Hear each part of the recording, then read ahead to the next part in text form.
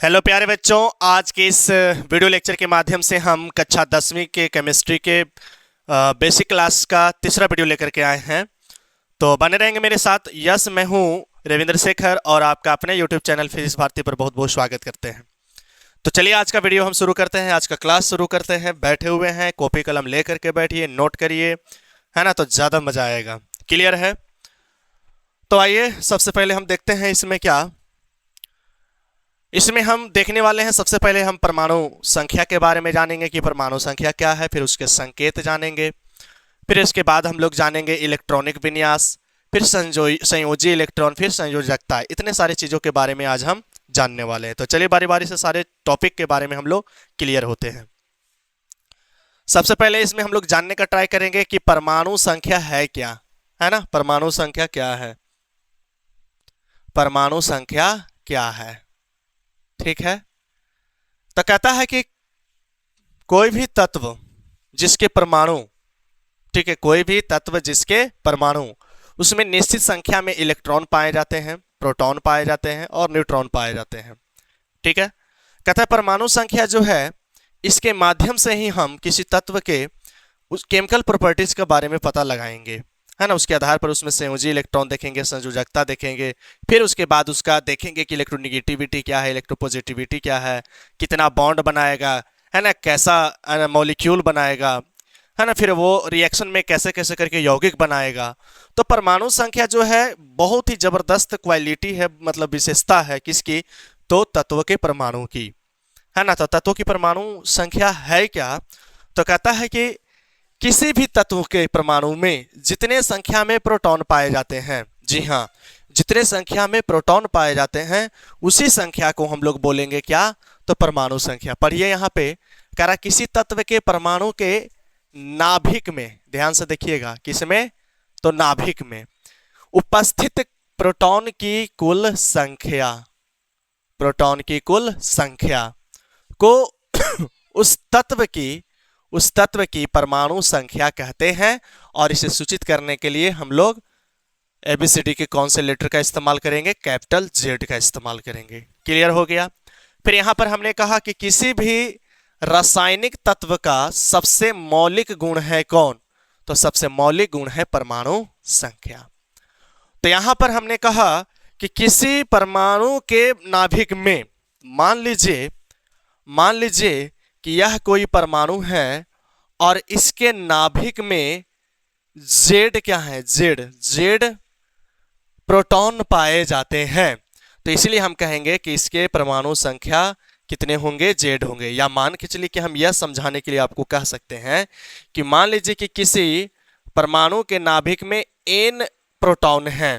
कितने प्रोटॉन है, N proton है। तो हम कहेंगे कि उसकी परमाणु संख्या कितना हो जाएगा, तो मेरे बच्चे उसकी परमाणु संख्या हो जाएगा एन। क्लियर है।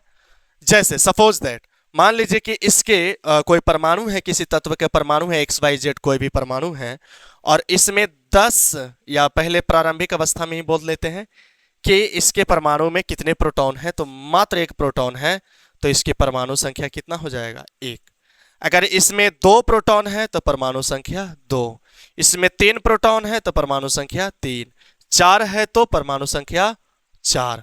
इस प्रकार से 5 प्रोटॉन है तो 5 परमाणु संख्या होगा। जनरली क्या होता है कि कई लोग सोच लेते हैं, कई विद्यार्थी हम सोच लेते हैं कि किसी परमाणु में जो इलेक्ट्रॉन होते हैं उसके ऑर्बिट में, किसी परमाणु के ऑर्बिट में टोटल जो इलेक्ट्रॉन होते हैं उसी संख्या को, यानी इलेक्ट्रॉन की संख्या को ही परमाणु संख्या कह दिया जाता है। लेकिन यह 100% सत्य नहीं है। क्यों? क्योंकि परमाणु कई बार ऐसा होता है कि वो इलेक्ट्रॉनों को त्याग देता है या ग्रहण कर लेता है कि नहीं। तो वैसे कंडीशन में तो परमाणु संख्या बदल जाना चाहिए, लेकिन नहीं। परमाणु चाहे आयन बन जाए, धनायन बन जाए या ऋणायन बन जाए, लेकिन उसके परमाणु संख्या फिक्स होते हैं। तो अगर हम इलेक्ट्रॉन से कंसीडर कर ले कि नहीं, किसी तत्व के परमाणु में जो इलेक्ट्रॉन की संख्या होती है वही उसकी परमाणु संख्या होती है, तो वैसे कंडीशन में जब वह इलेक्ट्रॉनों की त्याग करता है या ग्रहण करता है तो परमाणु संख्या गड़बड़ा जाएगा। जैसे हम एक एग्जांपल लेते हैं, आप सोडियम का नाम सुने होंगे, या सोडियम, हाँ सोडियम ही ले लीजिए। ये मान लीजिए कि सोडियम का क्या है, परमाणु है। तो इसके न्यूक्लियस में 11 प्रोटॉन पाए जाते हैं। कितने प्रोटॉन? 11। और चारों तरफ जो इलेक्ट्रॉन घूमते हैं, चारों तरफ जो क्या घूमते हैं, इलेक्ट्रॉन घूमते हैं, वो टोटल 11 होते हैं। कितने इलेक्ट्रॉन? 11। तो अगर हम आपसे कहें कि बताइए परमाणु संख्या इसकी कितनी होगी, तो अभी तो फिलहाल आप कहिएगा कि सर इलेक्ट्रॉनों की संख्या से मैं बता सकता हूं। तो इलेक्ट्रॉनों की संख्या 11 है, इसलिए सोडियम की परमाणु संख्या कितने हो गए? 11 हो गए। अगर हम प्रोटॉन की संख्या पर नहीं चलते हैं तो, लेकिन क्या होता है कि केमिकल रिएक्शन में सोडियम जो होते हैं वो इलेक्ट्रॉन को त्याग देते हैं और वो प्लस चार्ज में कन्वर्ट हो जाते हैं। तो जब अब ऐसे मामलों में बताइए कि इसके पास कितने इलेक्ट्रॉन है? 10 इलेक्ट्रॉन। तो हम यह मान ले कि किसी परमाणु के, यानी कि मतलब जो इलेक्ट्रॉन की संख्या होती है वही परमाणु संख्या होती है, तो ऐसे मामलों में तो फिर 10 बोलना पड़ेगा, जो कि क्या है यहाँ पे गलत है। तो यहाँ सबसे अच्छी बात यह है कि यहाँ पर हम यह बोलेंगे कि प्रोटॉन की संख्या, number of protons, number of protons, number of protons in nucleus of atom, यही सबसे जबरदस्त कंडीशन है किसी परमाणु के परमाणु संख्या को ज्ञात करने के लिए। क्लियर है? अब यहां पर देखिए, हम आपके लिए सबसे पहले से ही रेडी कर रखे हैं, या अभी सबसे पहले रुको, हम तो चाह रहे थे कि आपको ये बताए लेकिन आइए यहां पर एक चीज और देख लेते हैं, क्या कि परमाणुओं के संकेत। ठीक है, कहता है कि बहुत सारे परमाणु हैं जिसमें हम नाम लेंगे, या हम यह कह करके चलते हैं कि बहुत सारे तत्व हैं जिसमें हाइड्रोजन आता है, हीलियम आता है, लिथियम आता है, beryllium, boron, carbon, nitrogen, oxygen, सोना, चांदी, ये सभी तत्व हैं।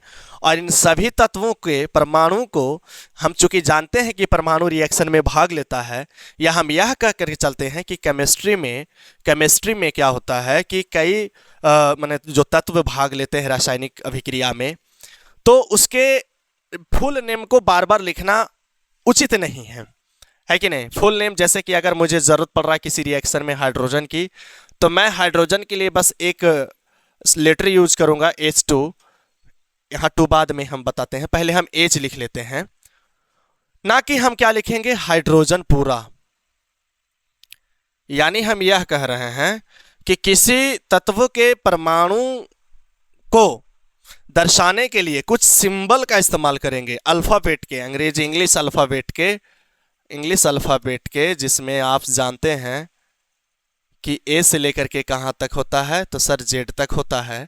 तो इसमें कुछ मतलब कि जो भी तत्व के परमाणु होंगे उसके संकेत को लेने के लिए हम उसके कैपिटल लेटर के, मतलब जैसे मान लो पहले मैं लिख लेता हूँ, पूरा नाम लिख लिया हूँ हाइड्रोजन का, ये पूरा हाइड्रोजन। तो पूरा हाइड्रोजन को संकेत, यानी हाइड्रोजन को संकेत के लिए हम लोग क्या इस्तेमाल करेंगे, तो इसमें एक पहला अक्षर इस्तेमाल कर लेंगे। कई बार ऐसा होता है कि पहला अक्षर नहीं इस्तेमाल करके, माने सिर्फ पहला अक्षर इस्तेमाल नहीं करके, यहाँ पे पहला H है और इसके बाद वाला अक्षर E, क्योंकि अगर H सिर्फ लिख देते हैं तो ये हाइड्रोजन हो जाएगा। तो वही कह रहे हैं कि किसी तत्व के परमाणु को, माने किसी तत्व के परमाणु को शॉर्टकट में लिखने के लिए, शॉर्ट में लिखने के लिए अंग्रेजी वर्णमाला के अक्षरों को प्रयोग में लाया जाता है। इसे ही हम लोग क्या कहेंगे, तत्वों के संकेत कहेंगे। ठीक है, और संकेत लिखने के रूल क्या है कि अल्फाबेट का पहला अक्षर लिख लेंगे, पहला, और पहला जो अक्षर होगा वो क्या होगा, कैपिटल में होगा, कैपिटल में होगा, कैपिटल में होगा। अगर मान के चलिए कि पहला मैंने कोई ऐसे तत्व है जिसका पहले से पहला अक्षर यूज हो चुका है, तो फिर पहला के साथ साथ उसमें सेकेंड लेटर का प्रयोग कर लिया जाता है। और सेकेंड लेटर जो होगा उसका वो स्मॉल होना चाहिए, और पहला जो होना चाहिए वो कैपिटल होना चाहिए। जैसे अभी हमने देखा कि हाइड्रोजन का संकेत है ना, हीलियम का संकेत, लिथियम का संकेत, तो पहले उसका इंग्लिश नाम आपको लिखने आना चाहिए। तो लिथियम के लिए एल, और इसका एक और अक्षर इस्तेमाल किया जाता है आई। फिर कई बार ऐसा होता है, जैसे हम एक सोडियम का अगर हम आपसे कहें कि सोडियम का संकेत लिखिए, तो सोडियम तो इंग्लिश में लिख लिए सर, और सोडियम जब इंग्लिश में लिख लीजिए लिए तो फिर इसका इस्तेमाल करेंगे, या तो बड़का 2 अक्षर लिख लो एसओ, या तो लिखते एस, तो एस से होता है सल्फर। लेकिन इसका सोडियम का जो संकेत होता है वो होता है Na। तो सर इंग्लिश से तो नहीं लिखा गया है, तो इंग्लिश से जब नहीं लिखा गया है तो इसका मतलब है कि कोई और इसका नाम से इसका नामकरण होगा, किसका, तो सोडियम का। तो कहता है कुछ तत्व के नामकरण जो होता है उसके लैटिन नाम से होता है, लैटिन नाम से। जैसे अगर हम बात करें किसका, तो सोडियम का, तो सोडियम का लैटिन नाम जो होता है नाइट्रियम होता है, और इसका कैपिटल एन फर्स्ट वाला और ये ए, है ना। तो इस आधार पर हम लोग क्या करेंगे, तत्वों के संकेतों के बारे में जानेंगे। तो अब हम क्या करते हैं कि जितने भी तत्व हैं लगभग में जो केमिस्ट्री में ज़रूरत पड़ती है मैक्सिमम जगहों पे, उसका हमने लिस्ट बना करके आपके सामने लेकर के आए हैं।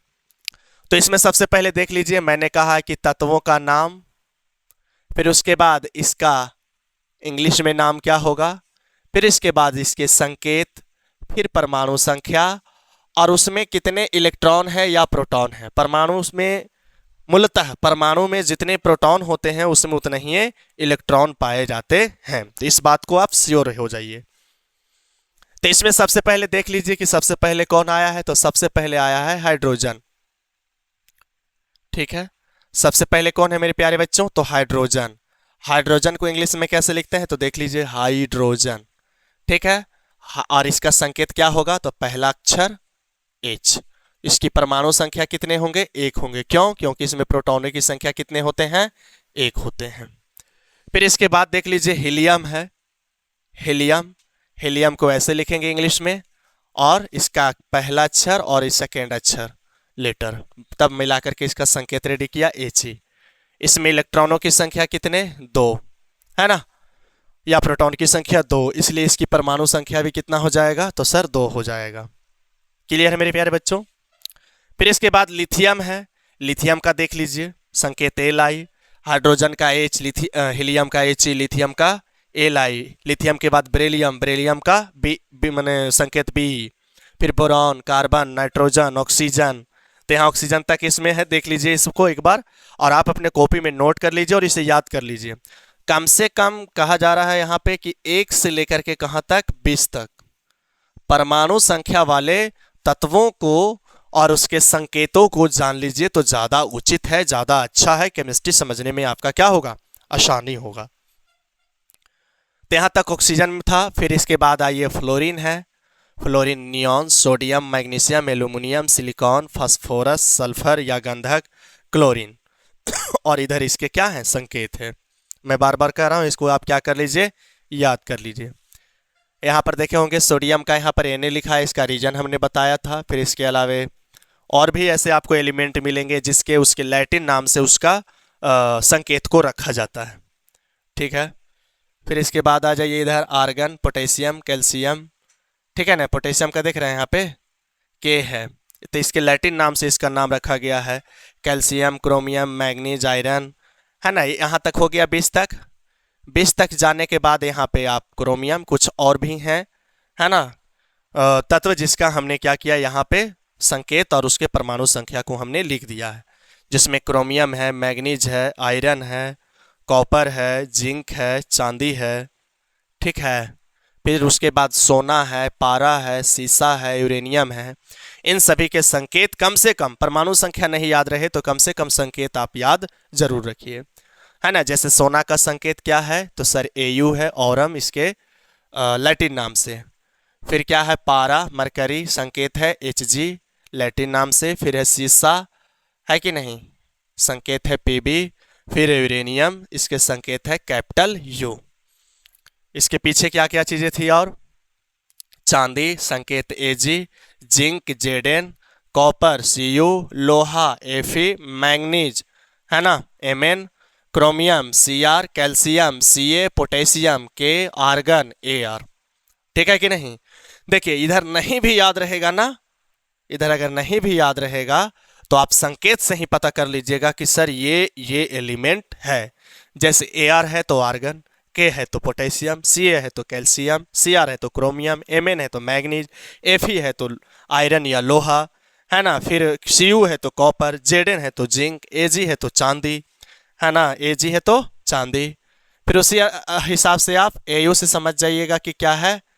Au से क्या है तो सर गोल्ड है, सोना है। Hg से क्या है, पारा है। Pb से क्या है, सीसा है।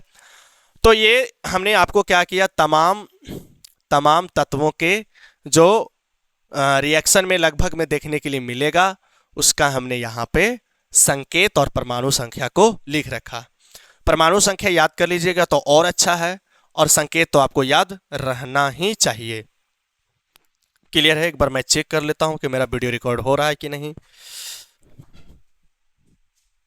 बिल्कुल हो रहा है। अब आइए इधर, अब आइए नेक्स्ट टॉपिक पर हम लोग चर्चा अब करते हैं, और नेक्स्ट टॉपिक आपके सामने होगा मेरे हिसाब से इलेक्ट्रॉनिक विन्यास, है ना। इलेक्ट्रॉनिक विन्यास पढ़ना क्यों जरूरी है और यह टॉपिक में क्यों आया, और ये मैं कहूं तो काफी इंपॉर्टेंट टॉपिक है इलेक्ट्रॉनिक विन्यास किसी तत्व के परमाणु के लिए। क्लियर हो गया? कहता है कि यहां पर कहा जा रहा है कि किसी तत्व के परमाणु में जो कक्षाएं होती है, या यह हम यह कहेंगे कि किसी तत्व के परमाणु में जो इलेक्ट्रॉन पाए जाते हैं वो रैंडमली नहीं होता है। समझ रहे हैं मैं क्या कह रहा हूं? किसी तत्व, हम चूंकि जानते हैं कि किसी तत्व के परमाणु के नाभिक में प्रोटॉन होते हैं और उसके चारों तरफ घूमने वाले इलेक्ट्रॉन होते हैं, तो जो घूमने वाले इलेक्ट्रॉन होते हैं वो रैंडमली नहीं घूमता है। कहने का मतलब है कि रैंडमली वो नहीं पाया जाता है। तो कहा जा रहा है यहाँ पे कि किसी तत्व के परमाणु में जो पाए जाने वाले जो इलेक्ट्रॉन होते हैं वो एक विशेष कक्षा में घूमने का काम करता है। जैसे पृथ्वी सूरज का क्या लगा रहा है, परिक्रमा लगा रहा है, इसमें कोई शक है? तो इसका अपना एक क्या हो गया, इसका अपना एक ऑर्बिट हो गया। इस ऑर्बिट में, पृथ्वी के ऑर्बिट में मंगल नहीं आ जाएगा, मंगल का अपना एक अलग ऑर्बिट है कि नहीं। फिर मंगल के जो पाए जाने वाले क्या हैं, उसके उपग्रह हैं, है ना। उसी प्रकार से पृथ्वी के चंद्रमा का है। तो ये सब का अपना अपना एक ऑर्बिट है। ये नहीं कि रैंडमली है कि पृथ्वी के ऑर्बिट में मंगल आ जाए या शुक्र आ जाए और वहां पर वो परिक्रमा करने लगे, ऐसा नहीं है ना। नहीं तो वो टकरा जाएंगे। तो यह कॉन्सेप्चुअल सिद्धांत के आधार पर सही नहीं है। तो उसी प्रकार से कहता है कि किसी परमाणु के कक्षा में जो पाए जाने वाले किसी परमाणु में जो पाए जाने वाले इलेक्ट्रॉन होते हैं वो एक विशेष कक्षा में चक्कर लगाने का काम करता है, और उन्हीं इलेक्ट्रॉनों में कक्षा के आधार पर बताना, सजाना, यही कहलाता है इलेक्ट्रॉनिक विन्यास। कहता है देखिए, किसी परमाणु के नाभिक के चारों ओर स्थित कक्षाओं और उपकक्षाओं में इलेक्ट्रॉनों के वितरण या सजावट को, किसके, तो इलेक्ट्रॉनों के, क्या कहते हैं, तो उसे ही कहते हैं इलेक्ट्रॉनिक विन्यास। क्लियर हो गया? मान लीजिए कि यह परमाणु का नाभिक है जिस पर होता है +4, तो इसके चारों तरफ बहुत सारे कक्षाएं होते हैं। जैसे मान लीजिए पहला कक्षा है, ये दूसरा कक्षा है, ये तीसरा कक्षा है, ये चौथा कक्षा है कि नहीं, ये पांचवी कक्षा है। कहता किसी भी तत्व के परमाणु में बहुत सारी कक्षाएं होती है, ऐसा नहीं है, बहुत सारी कक्षाएं होती है। अलग बात है कि वो खाली रहता है, वो डिपेंड करता है कि उसके पास कितने इलेक्ट्रॉन हैं, है ना। जिसमें कहता है कि ये जो सबसे अंदर वाला कक्षा जो होता है, ऑर्बिट होता है, ये सबसे लो लेवल एनर्जी पे होता है। फिर इसके बाद सबसे ज़्यादा, उसके बाद की एनर्जी ये, फिर इसके बाद ज़्यादा एनर्जी वाला कक्षा ये, फिर इससे ज़्यादा एनर्जी वाला कक्षा ये होता है। ठीक है। और सबसे पहले जब तत्व के परमाणु के इलेक्ट्रॉन को भरने का काम करते हैं कक्षा के आधार पर, तो सबसे पहले अंदर वाला भरता है, फिर ये बाहर वाला, फिर इसके बाहर वाला, फिर इसके बाहर वाला, फिर इसके बाहर वाला। क्लियर हो गया? इसमें जो सबसे आंतरिक कक्षा है जिसका नाम रखा जाता है K, फिर इसके बाहरी कक्षा L, फिर इसके बाहरी कक्षा का नाम M, फिर इसके बाहरी कक्षा का नाम N, फिर O, इस प्रकार से P। समझ में आ रहा है? और कहा जा रहा है कि प्रत्येक कक्षा में अलग अलग इलेक्ट्रॉन का जगह खाली रहता है। जैसे आप इस बात को ऐसे समझिए कि आपके मकान में, है ना, सबसे पहला मंजिला है, उसमें कितने रूम हैं, फिर उसके बाद ऊपर वाले मंजिला में चले जाइए, उसमें कितने रूम हैं, फिर उसके ऊपर वाले मंजिला में चले जाइए, कितने रूम हैं। तो मैं यह बताने का ट्राई कर रहा हूं कि सबसे आंतरिक कक्षा है, इसमें कितने इलेक्ट्रॉन, कितने घर इलेक्ट्रॉन के रहने के लिए कितने घर हैं, फिर इसमें आ जाइए कितने घर हैं। तो कहता है यह बात डिपेंड करता है किस पे, तो एक फार्मूला पे, जिसका फार्मूला है ये 2n²। किसी कक्षा में कितने इलेक्ट्रॉन रह सकते हैं, इसे निर्धारित करने के लिए आप इस फार्मूला को आप याद कर सकते हैं। मतलब हम यहां पे कह रहे हैं कक्षा में इलेक्ट्रॉन की संख्या, इलेक्ट्रॉन की संख्या के लिए एक फार्मूला है मेरे बच्चे, और वो है 2n²। ठीक है, 2n²। तो 2n² फार्मूला पे हम लोग क्या करते हैं, सेट करते हैं। जैसे सबसे पहला, तो सबसे पहला में अगर बोले कि पहले कक्षा में कितने इलेक्ट्रॉन पाए जाएंगे, तो पहले कक्षा में यहां पे फार्मूला के हिसाब से 2 × 1 का स्क्वायर यानी कि 2 आएगा।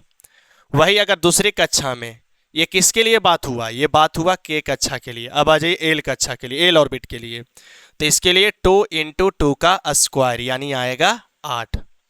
तो दूसरी कक्षा में कितने इलेक्ट्रॉन पाए जाएंगे मेरे प्यारे बच्चों, तो 8 इलेक्ट्रॉन पाए जाएंगे। पहले कक्षा में कितने इलेक्ट्रॉन पाए जाते होंगे, 2। यह जरूरी नहीं कि प्रत्येक परमाणु में के कक्षा, एल कक्षा में इलेक्ट्रॉन एम कक्षा में हो, डिपेंड करता है कि उसमें कि इलेक्ट्रॉन कितने हैं। आप टेंशन नहीं लीजिए, मैं बताता हूं इस सारी चीजों को बारी बारी से। दम अगर एम कक्षा में बात करें तो एम के लिए बताइए एन का मान कितना, नंबर ऑफ मतलब ऑर्बिट का स्थान कैमा है, तीसरा।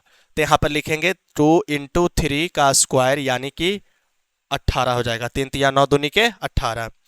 वही अगर चौथी कक्षा में बोला जाए, चौथी कक्षा बोले तो एन में यहाँ पे एन का मान कितना, माने एन कक्षा में एन के लिए एन का मान कितना, तो 4।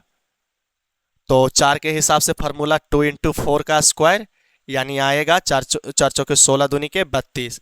इस हिसाब से ओ के लिए बात करिए तो ओ के लिए एन का मान 5 और 2 × 5 का स्क्वायर कितना हो जाएगा, तो 5 × 5 = 25, 2 × 50। क्लियर है मेरे बच्चे, क्लियर है, ओके सर। तो इतना हम लोग अभी हम लोगों ने देखा कि पहली कक्षा में अधिकतम इलेक्ट्रॉनों की संख्या कितनी रह सकती है, 2। दूसरी कक्षा में अधिकतम इलेक्ट्रॉनों की संख्या कितना रह सकता है, तो 8। तीसरी कक्षा में 18, चौथी कक्षा में 32, पांचवी कक्षा में 50। हालांकि इसकी नौबत नहीं आती है, 50 अधिकतम नहीं होंगे। ठीक है, तो अब सीधे चलते हैं कि इलेक्ट्रॉनिक विन्यास को लिखने के लिए जो रूल होते हैं वो सबसे पहले हम आपको बताएंगे कक्षक के अनुसार, मतलब समझ रहे हैं, ऑर्बिट के अनुसार। तो अभी हमने देखा कि जो कक्षाएं होती है वो कौन कौन होती है, तो सर के होती है, एल होती है, एम होती है, एन होती है, इसके बाद भी आप दे सकते हैं, है कि नहीं। और अभी जैसा कि हम लोगों ने देखा कि के में टोटल अधिकतम इलेक्ट्रॉन कितने, 2। एल में कितने होते हैं, तो सर 8। एम में कितने होते हैं, तो सर 18। और एन में कितने होते हैं, तो सर 32 होते हैं। क्लियर हो गया। अब अगर आप इतना जान लिए हैं, तो बारी बारी से अब क्या करो कि कुछ तत्व हैं और उन तत्वों के परमाणु संख्या खाली पता रखिए आप, और आप उसका इलेक्ट्रॉनिक विन्यास किसके आधार पर, तो ऑर्बिट के आधार पर आप रख सकते हैं। ऑर्बिट के आधार पर, ऑर्बिट के आधार पर।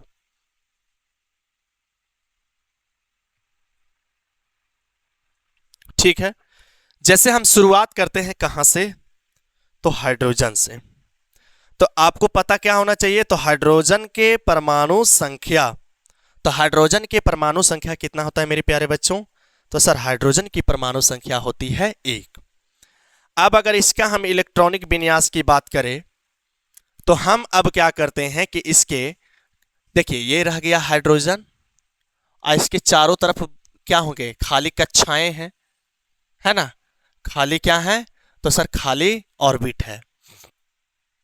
तो हमने कहा कि सबसे अंदर वाला ऑर्बिट में कितने इलेक्ट्रॉन रह सकते हैं, 2। फिर इसके बाहर वाले ऑर्बिट में 8, इसके बाहर वाले ऑर्बिट में 18, इसके बाहर वाले ऑर्बिट में 32। लेकिन बेचारा के पास है कितने इलेक्ट्रॉन मात्र? तो बेचारे के पास मात्र 1 इलेक्ट्रॉन है। तो ये अंदर में रह सकता था 2, लेकिन इसके पास है कितने? 1। तो मात्र इसके अंदर वाला कक्षा जो कि 2 का जगह था, तो यहां 1 भर गया। ठीक है, तो इसका इलेक्ट्रॉनिक विन्यास जब लिखेंगे तो ओनली 1 लिखेंगे। क्लियर हो गया मेरे प्यारे बच्चों? क्लियर हो गया? यस सर, क्लियर है सर। अब इसके बाद अगर हम बात करें किसकी, तो हीलियम की बात करते हैं। तो हीलियम का जब लिखिएगा इलेक्ट्रॉनिक विन्यास, तो इसकी परमाणु संख्या पता होना चाहिए 2। अब इससे हम लोग पता कर लिए कि इसमें कितने इलेक्ट्रॉन है, 2। तो अंदर में कितने भर सकते हैं, तो 2। तो चलिए, यानी कि k कक्षा इसमें क्या हो गया, भर गया। क्लियर है? क्लियर है मेरे प्यारे बच्चों? अब आ जाइए अगला अगला तत्व की बात करिए, लिथियम। तो लिथियम के परमाणु में कितने इलेक्ट्रॉन होते हैं, तो परमाणु संख्या पता करिए 3। अब इसका इलेक्ट्रॉनिक विन्यास लिखिए। तो इलेक्ट्रॉनिक विन्यास लिखे तो आया 2। चूंकि मैं बात कर रहा हूं किसका, तो लिथियम का। तो लिथियम के पहले कक्षा में 2 इलेक्ट्रॉन भर गए हैं, बोलिए हाँ या ना। अब आइए, जब 2 इलेक्ट्रॉन भर गए तो मतलब कि पहली कक्षा का औकात ही था, पहली कक्षा की क्षमता ही था कितने इलेक्ट्रॉन भरने की, तो बस उसमें 2 ही घर बनाए गए, मतलब 2 ही इलेक्ट्रॉन उसमें पाए जाने की टेंडेंसी है। तो लेकिन है इसके पास कितना, तो सर इसके पास है 3। तो एक और अभी बच रहा है, तो बच रहा है, तब ये कहाँ जाएगा, कहाँ जाएगा, जल्दी से बताइए। तो ये जाएगा सर दूसरी कक्षा में। मैं यह समझाने का ट्राई कर रहा हूं मेरे प्यारे बच्चों कि आपके यहां ये घर है, मान के चलिए ये घर है, और ये दूसरा फ्लोर है, ये तीसरा फ्लोर है, ये चौथा फ्लोर है, सपोज दैट। तो पहले फ्लोर में मात्र कितना रूम है, तो सर 2 रूम है। दूसरे फ्लोर में मान लीजिए कितने होंगे, तो दूसरे फ्लोर में 8 होंगे। 1 2 3 4 5 6 7 8 हो गया, 1 2 3 4 5 6 7 8 हो गए। तो पहले फ्लोर में 2 रूम था, तो 2 लोगों को सेटल कर दिए, रह गया यहां पे। समझ में आ रहा है? पहले फ्लोर में सेटल हो गया। लेकिन है कितने, 3। हम चूंकि इसको व्यक्ति से आपको जोड़ करके बता रहे हैं, आप टेंशन नहीं ली, फिर वहीं पे आते हैं हम लोग। फिर दूसरी कक्षा में है 8, तो 2 तो चलिए रह गया, तो बचा 1। तो 1 को आप कहाँ लेकर के जाएंगे, ऊपर वाले मंजिल में, और यहाँ 1 भर जाएगा। अभी इसमें और खाली है, वो है या अब उसके पास इलेक्ट्रॉन है कि नहीं, वो अगला पर डिपेंड करता है, अगले परमाणु पर भी डिपेंड करता है। तो उसी प्रकार से मैं चूंकि अभी अभी जस्ट बताया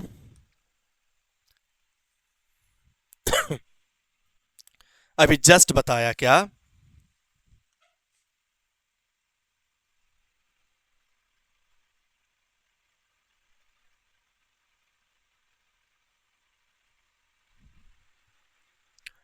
कि पहले में कितने इलेक्ट्रॉन होते हैं मेरे प्यारे बच्चों, तो सर 2। दूसरे में कितने होते हैं, तो सर 8। इसमें 18, इसमें 32। समझ में आ रहा है? तो इसमें कितने घर हुए, 2 घर। इसमें घर नहीं, रूम बोलिए, रूम बोलिए तो ज्यादा सही है। इसमें 8,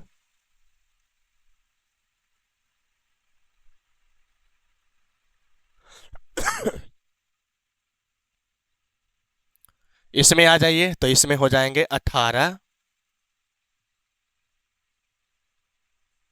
1 2 3 4 5 6 7 8 9 10 11 12 13 14 15 16 17, और ये हो गया 18। इस प्रकार से अगला में भी आप चले जाइए। तो अभी अभी हमने कहा लिथियम की बात करिए। तो लिथियम में परमाणु कितने इलेक्ट्रॉन कितने होते हैं, तो सर 3। तो पहले घर में भर गया, भर गया कि नहीं भर गया। अब एक और बच गया, वो किस घर में जाएगा, तो सर वो जाएगा माने किस ऑर्बिट में जाएगा, तो वो जाएगा सर अब उसके बाहर वाले ऑर्बिट में, माने दूसरे ऑर्बिट में। और दूसरे ऑर्बिट में जगह कितने हैं, कितने जगह खाली रहते हैं, 8। तो एक और भर गया, तो चलिए ठीक है सर, भर गया, ओके है। फिर इसके बाद अगर हम बात करें किसका, हाइड्रोजन का हो गया, हीलियम का, लिथियम का, बेरिलियम का आ जाइए। तो बेरिलियम के कितने परमाणु संख्या सर, तो 4, यानी इलेक्ट्रॉन 4 हो गए, तो भरेगा 2, फिर अगला में 2। इस प्रकार से आप भरते चलिए, भरते चलिए। आ जाइए कहाँ, नियॉन पर आ जाइए। तो नियॉन की परमाणु संख्या कितना होता है मेरे प्यारे बच्चे, तो 10 होता है सर। तो चलिए भरिए। और क्या, तो पहला में 2 और दूसरे में रहने की क्षमता कितने होते हैं, तो सर 8 होते हैं। ये पूरा पूरी क्या हो गया, भर गया। फिर अब आ जाइए किस में का बात करिए, सोडियम का। तो सोडियम की परमाणु संख्या होता है 11। भरने का काम करिए, 2 8, तो 8 2 10 हो गया, है ना। तो दूसरी कक्षा में कितने, 8 ही रह सकते थे। अब ये जाएगा इसके बाहर वाले कक्षे में। अब बाहर वाले कक्षा मतलब बोले तो कौन से कक्षा, तो के एल एम में। तो एम में आ जाइए, जगह है टोटल कितने, 18, लेकिन अभी तो बेचारे के पास एक ही बच रहा था। तो इस प्रकार से और आगे बताते चलिए मुझे, और आगे बताते चलिए सोडियम। फिर उसके बाद आप मैग्नीशियम का बताइए। तो मैग्नीशियम का कितना हो जाएगा, तो सर 2, परमाणु संख्या 12, इलेक्ट्रॉन की संख्या भी 12, तो 2 8 2 हो गया, है ना। इस प्रकार से मुझे एल्यूमिनियम का बताइए। एल्यूमिनियम का कितना हो जाएगा, परमाणु संख्या 13, यानी 2 8 3। इस प्रकार से सिलिकॉन, फास्फोरस, और आगे बढ़ते चलिए। बाकी जो खाली जगह है जो छोड़ रहे हैं हम जिसका, उसका आप खुद करिए। आर्गन का कितना होता है, तो सर आर्गन का परमाणु संख्या होता है 18। तो 18 होता है, तो चलिए 2 8 10 और 8 18 हो गए। क्लियर है। लेकिन तीसरी कक्षा में कितने इलेक्ट्रॉन रहने का क्षमता है, तो सर उसमें क्षमता जो है वो है 18। आगे बढ़िए, आगे बढ़ जाइए और आगे बात करिए पोटेशियम का। आर्गन, पोटेशियम, पोटेशियम का कितना होता है, तो सर 19 होता है। तो इसका जब क्या लिखेंगे आप, इलेक्ट्रॉनिक विन्यास, तो 2 8, और तीसरी कक्षा में होना चाहिए था कितना, 18 18। तो यहाँ तो मन कर रहा है कि यहाँ पर हम कितना लिख दें, 9, लेकिन यहाँ पर ये क्या हो जाता है, गलत। 2 8 18 9, 1 मिनट, 8 2 10 और 9 19 तो हो गया, लेकिन ये हो गया क्या, गलत। अब यहाँ पर क्यों गलत हुआ, इस बात को समझिए। इस बात को समझने के लिए सबसे बाहरी कक्षा में आइए। कहता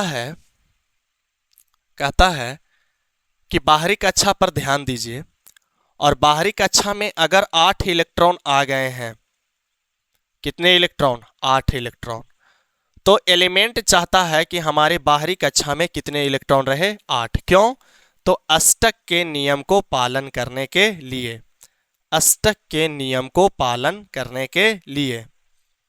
सही बात है। यानी कि तीसरी कक्षा में यहाँ 8 इलेक्ट्रॉन आ भी गया है, तीसरी कक्षा में 8 इलेक्ट्रॉन आ भी गया है, तब 8 भरेगा नहीं, 8 पर अब हो जाएगा बैलेंस। और बैलेंस होने के बाद उसकी जो बाहरी कक्षा है, उसके बाद वाला कक्षा, उसमें इलेक्ट्रॉन क्या होंगे, भरने लगेंगे। समझ में आ रहा है, उसमें जाकर इलेक्ट्रॉन क्या होने लगेंगे, भरने। यानी कहने का मतलब यह है कि 2 8 8 यहां तक ठीक है। इसी के जैसा फॉलो करेगा, प्रत्येक तत्व चाहता है कि अपने निकटतम अक्रिय गैस के जैसा बने, उसी के लिए ऑक्टेट रूल को फॉलो करता है, बाहरी कक्षा में 8 इलेक्ट्रॉनों को लाना चाहता है। तो ऐसे कंडीशन में पोटेशियम के साथ ठीक है सर, यहां तक हो गया, मतलब तीसरी कक्षा भर गया। तो अब चौथी कक्षा भरना क्या होगा, शुरू होगा। तब चौथी कक्षा यानी कि कितने, तो उसमें चौथी कक्षा में है टेंडेंसी कितना रहने का, तो है तो सर चौथी 32, लेकिन बेचारे के पास है कितना, तो 2 8 8 हो गया, यानी कि 18 तक हो गया, तो बचा 1, यानी कि 1 यहां पे भरेगा। आप एक सिंपल ट्रिक रखिएगा इस बात को, 1 से 20 तक के लिए, 1 से 20 तक के लिए इस बात को थोड़ा सा ध्यान रखिएगा। 2 8, इस ट्रिक को ध्यान रखिएगा, 2 8 8, ठीक है। फिर इसके बाद आप इसको भरिएगा 18, इसको ध्यान रखिएगा, ठीक है। तो थोड़ा सा आसानी होगा इसको भरने में। जैसे कहने का मतलब सर, कैल्शियम का कर लीजिए। तो कैल्शियम का 2 8 8, तो 8 8 16, 2 18, और बच गया और 2, तो वो चौथी कक्षा में। क्लियर है। तो इस प्रकार से कम 1 से 20 तक के परमाणुओं की 1 से 20 तक के तत्वों के परमाणुओं के इलेक्ट्रॉनिक विन्यास आपको लिखने आना चाहिए। फिर इसके बाद इससे और ज्यादा खूबसूरत मेरे को लगता है उपकक्षक के अनुसार। तो चलिए अब यहां पर हम लोग देख लेते हैं इलेक्ट्रॉनिक कॉन्फ़िगरेशन किसके अनुसार, तो उपकक्षक के अनुसार। ये उपकक्षक क्या है, तो कहता है जो भी सेल हैं, जो भी कक्षाएं हैं, उसको उपकक्षा में बांटा गया है। उपकक्षा है ना, उपकक्षा में सब सेल में बांटा गया है। और अगर सब सेल के नामों की बात करें कि जो पहले जो सब सेल होते हैं उसे एस, दूसरे को पी, तीसरे को डी और चौथे को एफ। और प्रत्येक सब सेल में जो इलेक्ट्रॉन पाए जाते हैं, सबसे पहला 2, इसमें 4 और जोड़ दीजिए तो 6, इसमें और 4 जोड़ दीजिए तो 10, इसमें और जोड़ दीजिए तो 10, 10 और 4 14। यानी पहले उपकक्षा में इलेक्ट्रॉनों की संख्या की बात करें तो एस में कितने तो 2, दूसरे में उपकक्षा में 6, तीसरे में 10 और चौथे में 14। ठीक है, अब बात को आगे बढ़ाते हैं अब कि सब सेल के आधार पर सर, सब सेल के आधार पर हम ये उपकक्षा को मतलब कि हम इलेक्ट्रॉनिक कॉन्फ़िगरेशन को कैसे लिखें, यानी कि इलेक्ट्रॉनिक विन्यास को हम कैसे लिखें। तो चलिए उसका बात करते हैं, और उसके लिए हम आपको काट नियम समझाना चाहेंगे। कौन सा नियम मेरे प्यारे बच्चों? काट नियम। ये बेसिक केमिस्ट्री का काफ़ी अहम हिस्सा है ये, कि हम इलेक्ट्रॉनिक विन्यास को सब सेल के आधार पर कैसे लिखें। तो इसके लिए हमने सबसे पहले रेडी रखे हैं। पहला यहाँ पर देख लीजिए कि पहले कतार में यहाँ पर देखिए 1 2 3 पहले काउंट किए, 1 2 3 4 5 6 7 8 9, इस प्रकार से आप लेके जा सकते हैं। फिर ए से सब रखिए, फिर पी रखिए, है ना, एक एक छोड़ करके, फिर डी रखिए, फिर एफ रखिए, है ना, और भी आप रख सकते हैं। बाकी हम इतना में काम चला लेंगे, ठीक है, इतना में काम हम लोग का हो जाना है। ये देखिएगा, यह नियम जो है काट वाला नियम अफवाहों के द्वारा दिया जाता है, ठीक है। तो इसमें हम लोग करेंगे कैसे? तो सबसे पहले हम एस कक्षा को, 1s कक्षा को भरे, उपकक्षा को भरेंगे। फिर इसके बाद हम लोग चलेंगे कहाँ? तो चलेंगे 2s में सर। फिर 2s के बाद किस में आएंगे? तो 2p में आएंगे सर। फिर उसके बाद 2p के बाद 3s, 3s के बाद आएंगे कहाँ? तो 3s के बाद आएंगे सीधे 3p में, फिर 4s, इस प्रकार से भरेंगे। देखिए यहाँ पे पहले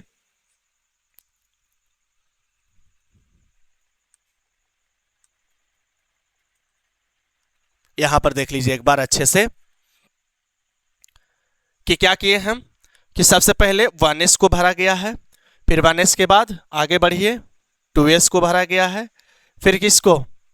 2s के बाद 2p आता है, फिर 2p के बाद 3s, फिर 3s के बाद फिर इधर आ जाइए ऐसे। फिर से इसको हम अच्छे से हम आपको समझाते हैं, थोड़ा सा सब्र रखिए। इस प्रकार से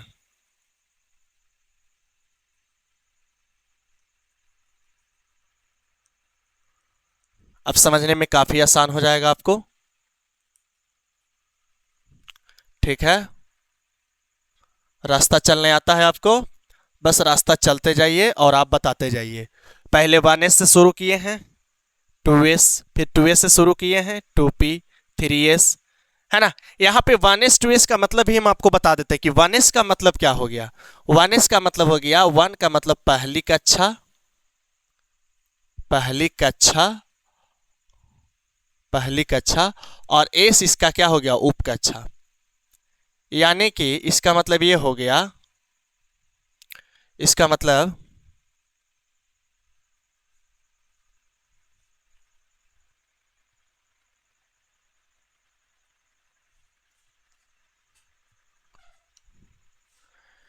इसका मतलब ये हो गया कि पहली कक्षा में जो सब सेल होंगे वो मात्र एक होंगे, और जिसको हम 1s लिखे हैं। यहाँ 2s का मतलब क्या हो गया? ये 2s का मतलब हो गया दूसरी कक्षा का सब सेल। 3s का मतलब हो गया कि तीसरी कक्षा के सब सेल में कौन वाला? एस उपकक्षा, है कि नहीं। तो इस प्रकार से 2p का नाम क्या हो जाएगा सर? तो दूसरी कक्षा का दूसरी कक्षा का p वाला सब सेल, है कि नहीं। तो इस प्रकार से आप तमाम चीजों को, जैसे अब हम उठा लेते हैं यहाँ 6p को, 6p का मतलब छठी कक्षा का कौन सा सब सेल? p सब सेल, है ना। 7p का मतलब क्या हो जाएगा? सातवीं कक्षा के कौन सा सब सेल? तो p सब सेल। क्लियर हो गया।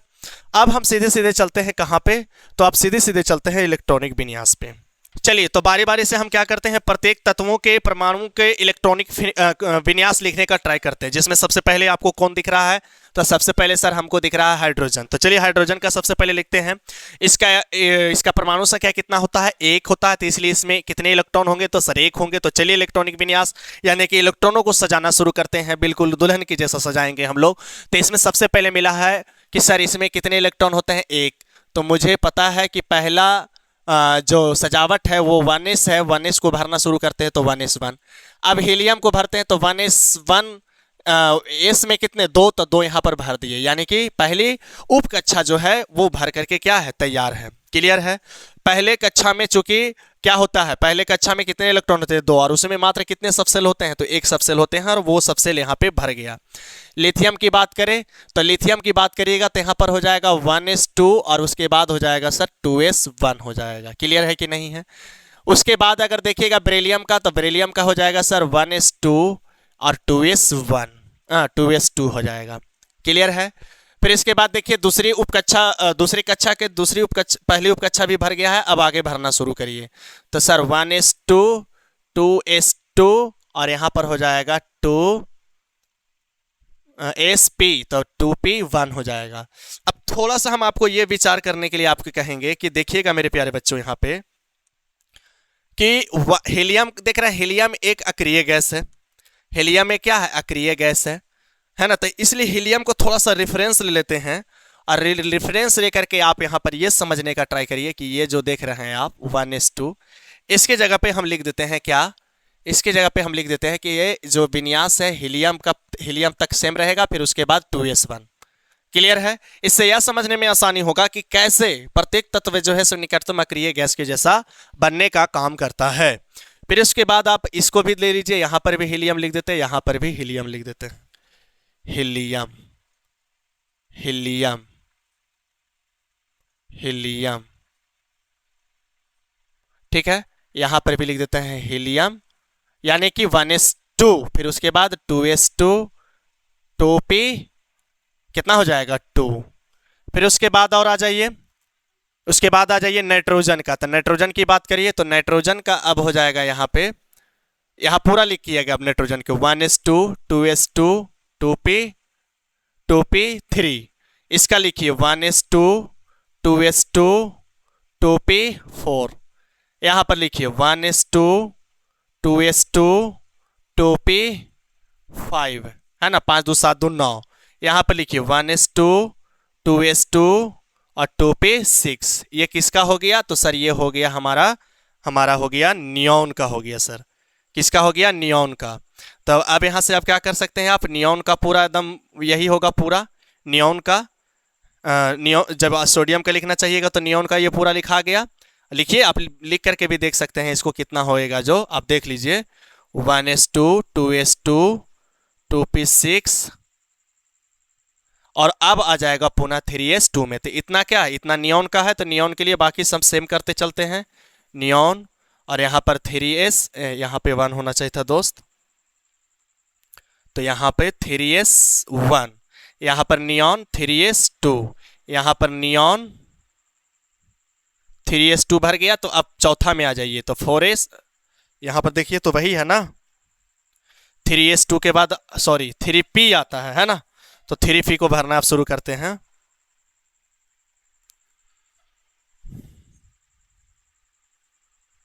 तो 3p1, फिर उसके बाद same 3s2 3p2, same 3s2 3p3। Clear है। फिर यहां पर आ जाइए किसका, तो सल्फर का बात करिए। तो सल्फर का क्या हो जाएगा, सेम और उसके बाद 3s2 3p4। फिर उसके बाद आ जाइए फिर सेम 3s2 3p5। फिर उसके बाद आर्गन का आ जाइए, तो आर्गन का पूरा लिख लीजिए, या तो आप कह दीजिए कि सेम 3s2 3p6। अब आ जाइए किसका, पोटेशियम का, तो सेम है ना, और सेम किसके जैसा, तो पूरा अब ये पूरा एकदम ही कॉपी हो जाएगा। यहाँ कर लीजिए पोटेशियम का नहीं आर्गन का, तो आर्गन का कर लिए। और उसके बाद 3p के भरने के बाद किसका भरने का बारी आता है, तो 3p के भरने के बाद आता है 4s का। तो 4s को भरने का काम करिए मेरे प्यारे बच्चों। तो यहाँ हो जाएगा 4s1, यहाँ पर कितना हो जाएगा, सेम 4s2। फिर यहाँ आ जाइए सेम 4s2, और 4s2 के भरने के बाद अब किसको भरने का बारी आया, जल्दी से बोलिए। 4s2 के बाद आया अब 3d का।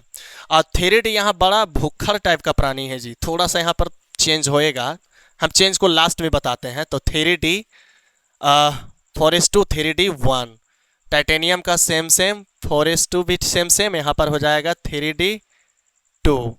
यहाँ पर आ जाए वैनेडियम सेम सारा सेम 3d3। इस तरीक़ा से चलते चलिए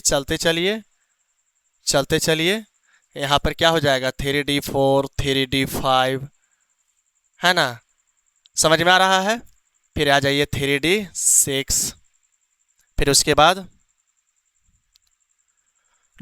ठीक है ना 3d6, इसका 1 मिनट 3 4 5 6 7 8 9। यहाँ कॉपर का थोड़ा सा देख लीजिएगा, 3D9, और फिर आ जाइए यहाँ पे 3D10। यहाँ पर खाली थोड़ा सा परिवर्तन किसका होगा, थोड़ा सा परिवर्तन किसका होगा यहाँ पे, तो यहाँ पर हो जाएगा इसका, क्रोमियम का देख पा रहे होंगे आप, क्रोमियम का यहाँ पर ये हो जाएगा यहाँ पे यहाँ पर क्रोमियम का हो जाएगा 3D5, और यहाँ पे 4s2 नहीं होकर के हो जाएगा 4s1। ठीक, उसी प्रकार से तांबा की बात करें तो यहाँ 3D10 हो जाएगा और यहाँ पर हो जाएगा 4s1 हो जाएगा। क्लियर है? बाकी सब वैसा ही हो जाएगा, 4s2 और 3D10। तो इस प्रकार से हम लोगों ने देखा इलेक्ट्रॉनिक विन्यास को लिखने के तरीके, है ना। एक बार और इसको आप आसानी मैंने अच्छे से तरीका से देख लीजिए तो आपको और पूरा अच्छे तरीका से समझ में आ जाएगा। तो चलिए अब आगे के टॉपिक पर विचार करते हैं। और आगे मुझे जानना है क्या, संयोजी इलेक्ट्रॉन और एक चीज और, संयोजकता। तो यहाँ पर हम लोग समझ लेते हैं पहले कि संयोजी इलेक्ट्रॉन का मतलब क्या होता है सर। तो संयोजी इलेक्ट्रॉन का मतलब होता है, संयोजी इलेक्ट्रॉन का मतलब होता है कि सबसे बाहरी कक्षा में, सबसे बाहरी कक्षा में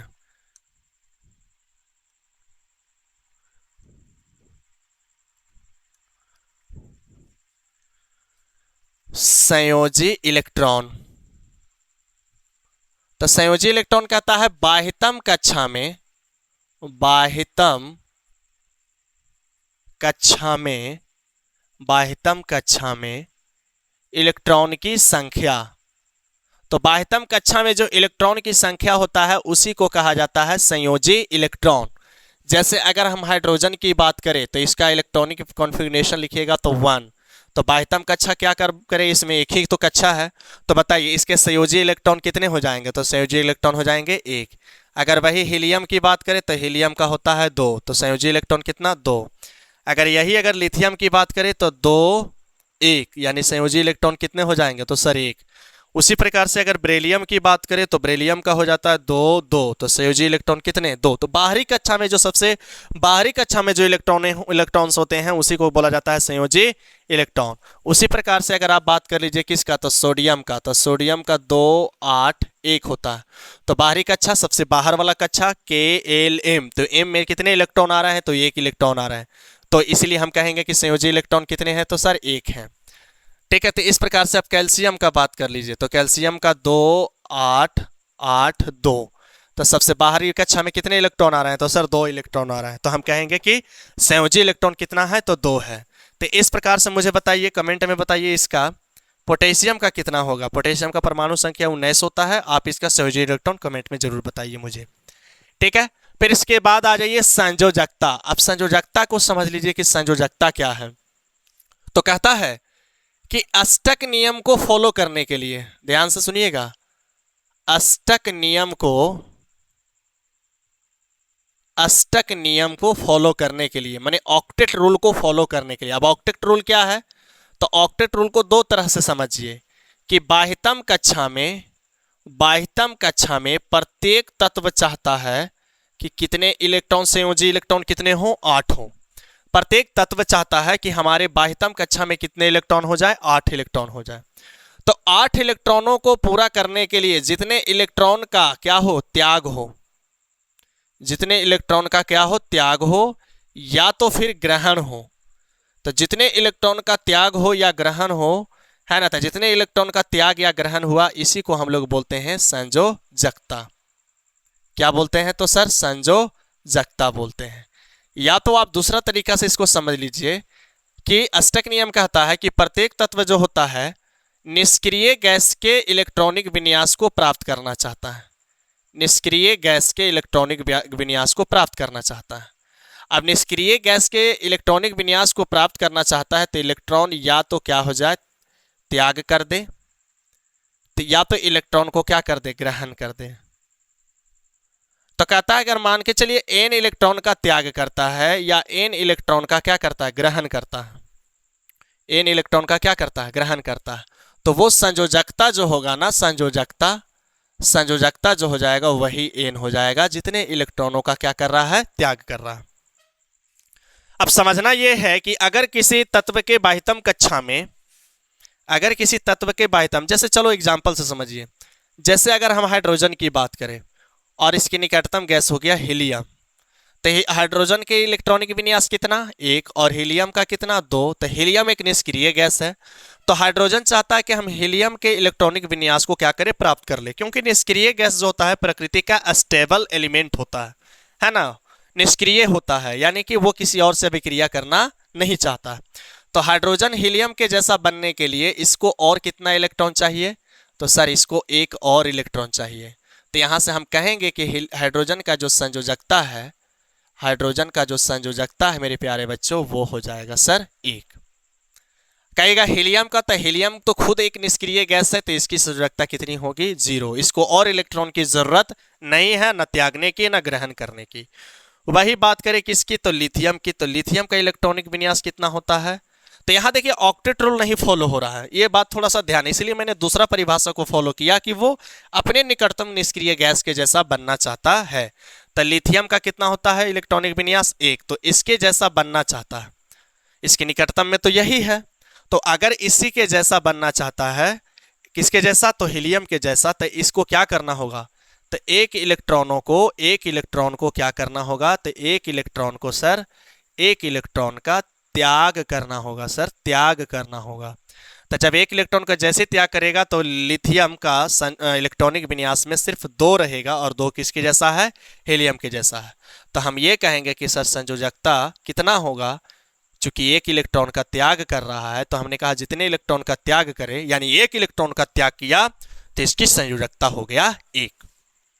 अब अगर बात करें हम हाइड्रोजन हीलियम लिथियम बेरिलियम की बात करें, तो बेरिलियम का होता है 2, 2, हाइड्रोजन हीलियम लिथियम बेरिलियम, तो ये 2 इलेक्ट्रॉन का क्या करेगा, त्याग करेगा, ताकि हीलियम के जैसा बन जाए, तो इसकी संयोजकता कितना हो जाएगा, 2।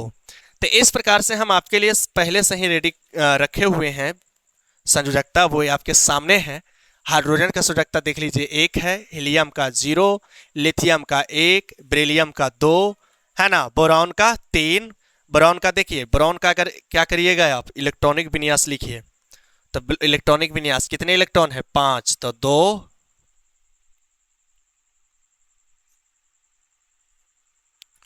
तो 2, 3, और बनना चाहेगा ये किसके जैसा, तो सर यह बनना चाहेगा बिल्कुल हीलियम के जैसा, जिसका इलेक्ट्रॉनिक विन्यास कितना है, 2 है कि नहीं। तो इसके जैसा बनने के लिए 3 इलेक्ट्रॉन को क्या करेगा, तो सर त्याग करेगा, तो 3 इलेक्ट्रॉन का जैसे त्याग करेगा, तो ये इसकी संयोजकता हो जाएगी। संयोजकताएं हैं आपके सामने हैं, क्लियर मेरे प्यारे बच्चों। इसी प्रकार से कार्बन का 4 होता है ना। नाइट्रोजन का आ जाइए, तो नाइट्रोजन का 3 कैसे हो गया सर, तो मुझे बताइए। अब जो इसके जो निकटतम अक्रिय गैस होंगे वो होंगे कौन सा, तो नियोन होगा सर, जिसकी इलेक्ट्रॉनिक विन्यास जो होती है 2, 8, यानी इसके इलेक्ट्रॉनिक विन्यास के जैसा बाकी के इसके इर्द गिर्द के जो तत्व हैं वो बनना चाहेगा। तो कहने का मतलब क्या है मेरे प्यारे बच्चों, नाइट्रोजन की बात करें तो नाइट्रोजन का इलेक्ट्रॉनिक विन्यास होता है 2, 5, है ना। तो इसको अष्टक, अब अष्टक वाला पे समझिए, तो अष्टक यानी 8 पूरा करने के लिए, कितना पूरा करने के लिए, 8 पूरा करने के लिए बाह्यतम कक्षा में 8 इलेक्ट्रॉन पूरा हो, इसके लिए 3 इलेक्ट्रॉन को ग्रहण करना चाहेगा कि त्याग करना चाहेगा।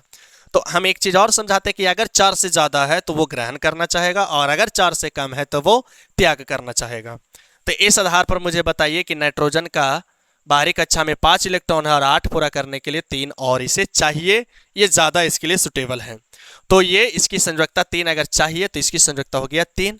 ऑक्सीजन की बात करें तो इसकी इलेक्ट्रॉनिक विन्यास होता है 2, 6, कितना होता है 2, 6, तो 2, 6 का मतलब हो गया कि इसको 2 और चाहिए, बाह्यतम कक्षा में 6 है, 8 पूरा करने के लिए 2 और चाहिए, ये इसके लिए ज्यादा आसान है।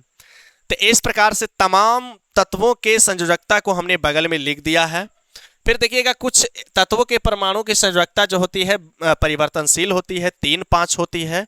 वो इसका मेन रीजन जो होता है उसके ऑर्बिटल के कारण होता है कि ऑर्बिटल जब खाली रहता है ना तो इलेक्ट्रॉन उसमें क्या होते हैं, एनर्जी लेवल उस हिसाब से उसका सजने का काम करता है। अभी इस बात को हम अभी उतना नहीं समझाएंगे, इसलिए क्योंकि मैं आपको कक्षा 10 की बता रहा हूँ, ये थोड़ी सी बड़ी बड़ी बातें हैं, तो वो आगे 11th 12th में जब पढ़िएगा तो वहां पर और अच्छे से आपको समझाया जाएगा।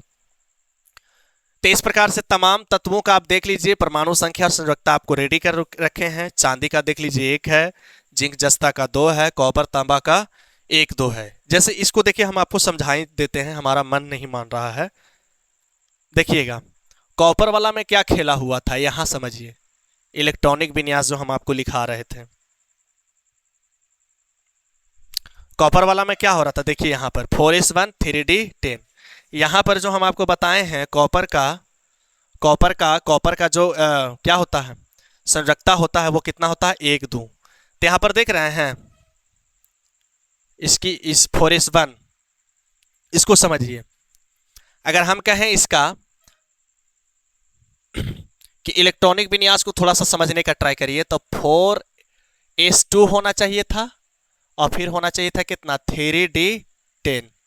तो यहां पर देखिए कि बाहरी कक्षा में कितने इलेक्ट्रॉन हैं, तो बाहरी कक्षा यही ना है ना, देख लीजिए यहाँ पे चौथी कक्षा है, इसमें सबसे बाहरी कक्षा है और इसमें कितना है बाहरी इलेक्ट्रॉन 2। तो इस आधार पर इसकी संयोजकता होनी चाहिए थी कितनी, 2 होनी चाहिए। तो संयोजकता तो चलो यहाँ से 2 डिसाइड कर लिए हम लोगों ने। फिर इसके बाद जब इसको और ध्यान से इसको देखा जाता है तो कहा जाता है कि 3d10 नहीं, यहाँ 3d9 होगा। आप कहता है ये वाला जो ऑर्बिटल है ये बिल्कुल क्या है, खाली है। डी के पास होना चाहिए था कितना 10। तो एक और ये जैसे ही खाली होता है ये थोड़ा भूखर प्रवृत्ति का बन जाता है, तो ये बगल वाले इलेक्ट्रॉन को क्या करता है, खींच लेता है, तभी हो जाएगा 4s1। तो सबसे बाहरी कक्षा में अब कितने इलेक्ट्रॉन हो गए हैं, 1 इलेक्ट्रॉन हो गए हैं। तो इस आधार पर इसकी संयोजकता कितनी हो जाती है, तो 1 भी हो जाती है और इसकी संयोजकता 2 भी हो जाती है। तो ऐसे और तमाम प्रकार के कॉन्सेप्ट है जिसके आधार पर यह निर्धारित किया जाता है कि इसकी संयोजकता क्या क्या होगी। देखिए यूरेनियम की तो और हद है, यूरेनियम का संयोजकता जो देखिए यहाँ पर 3 भी, 4 भी, 5 भी, 6 भी, इसका और परिवर्तनशील है। ठीक है, तो इस प्रकार से हम लोगों ने देखा कि परमाणु संख्या, संकेत, फिर कुछ तत्वों के संकेत, परमाणु संख्या सब लिस्ट बना करके देखे, इलेक्ट्रॉनिक विन्यास देखे हम लोगों ने। ठीक है, तो मिलते हैं अब हम लोग अगले वीडियो लेक्चर में। तब तक के लिए आप सभी को ओके, टाटा, बाय बाय।